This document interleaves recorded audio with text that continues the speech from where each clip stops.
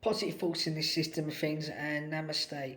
So we're carrying on in part two of this podcast regarding um, how to overcome childhood emotional neglect and the effects that it can have on a child, and even right into adult life later on in life. It kind of those experiences that we've gone through.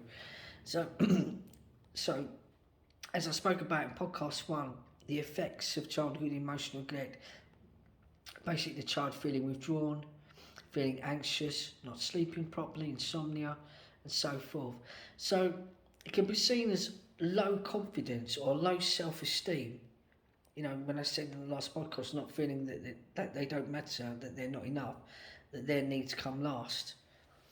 Um, and they often find it hard to maintain friendships.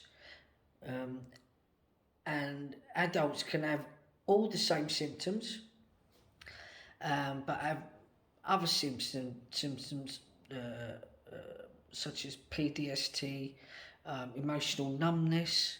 Again, they can act out that they can find that they have problems with intimacy when it comes and relationships, basically.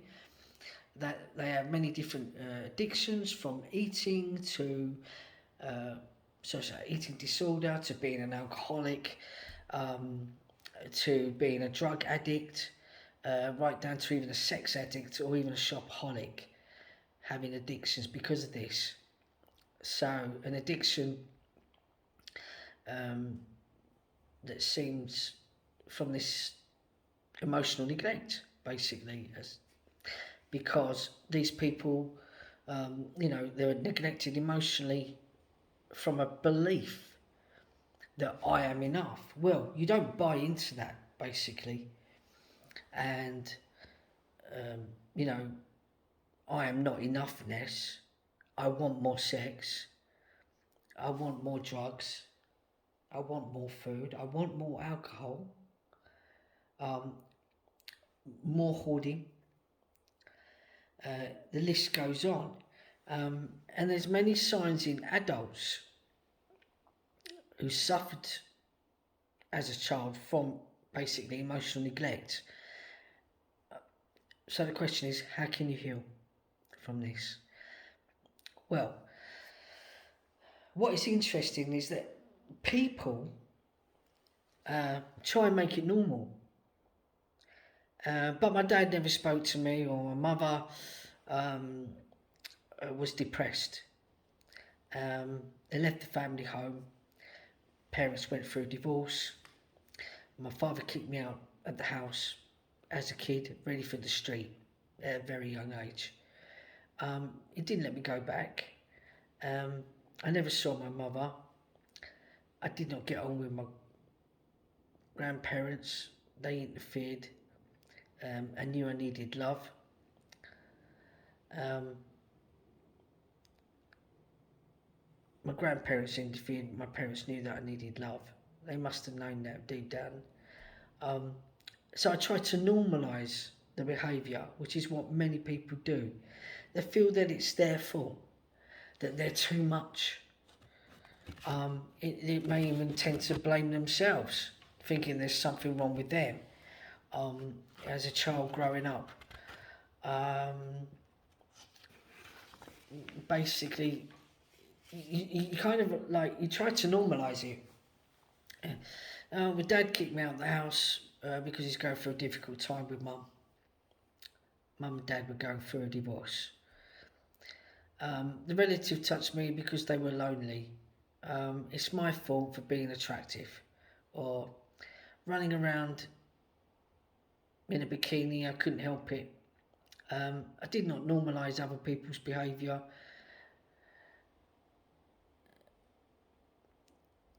You just don't normalise other people's behaviour.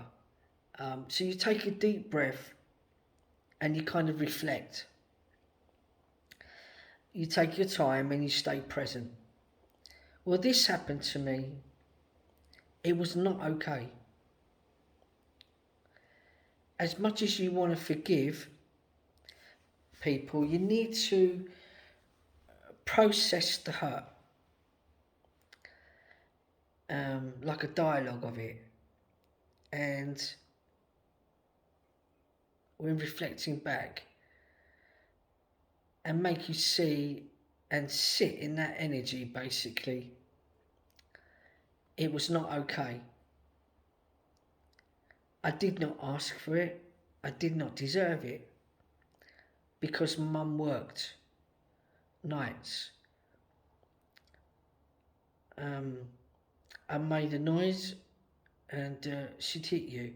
It's not your fault. It wasn't normal. It wasn't okay.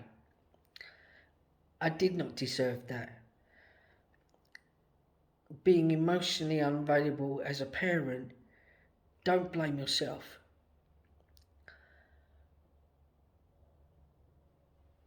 When they should have taken responsibility as a parent. You need to sit in those feelings and not to live in denial and make it okay. And normalise it. You start forgiving everyone and then playing happy families with it. You need to heal first. You need to process it all and reflect on what happened. Understanding it all, basically. So knowledge is power. Oh, I see. That's why I do these things. That's why I think that. For many years I never understood. Why I let it all come to the surface.